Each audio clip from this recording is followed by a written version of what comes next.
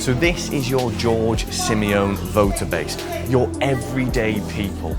This is where the populists get their voter base, because these people have come to realise that actually socialism doesn't work for them. They realise that actually the richest people in the country are the political elites that have been using them to make themselves rich for years gone by. And quite frankly, they've had enough. And that's why George Simion is coming here to speak to the people and get those key votes for the election on Sunday.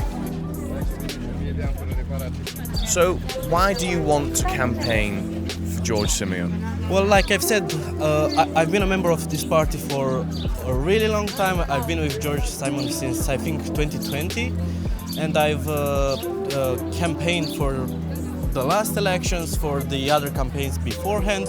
And I feel that it's just my duty to do it in the future as well, because I agree with his values, with the ideals of the party and so on. So, following George around the cities he speaks to voters and everyday people, it's hard not to like the man.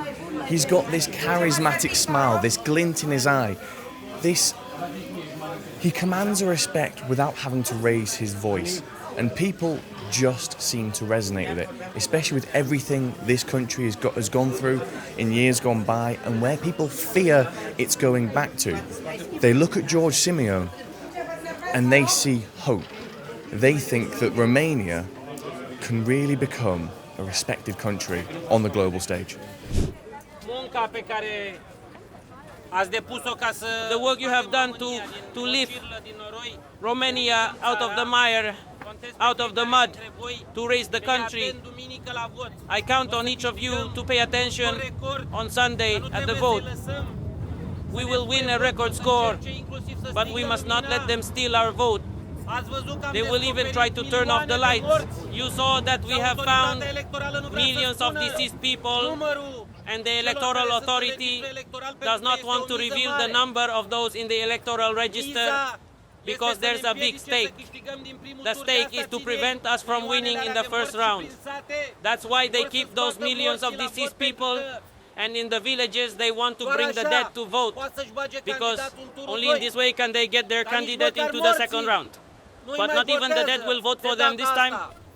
The ones in government, PSD, PNL, UDMR, and their candidate.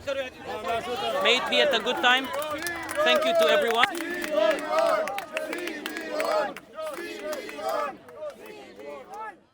So the interesting thing about this election is just how much worldwide interest it's getting, especially since the annulment back in December 2024.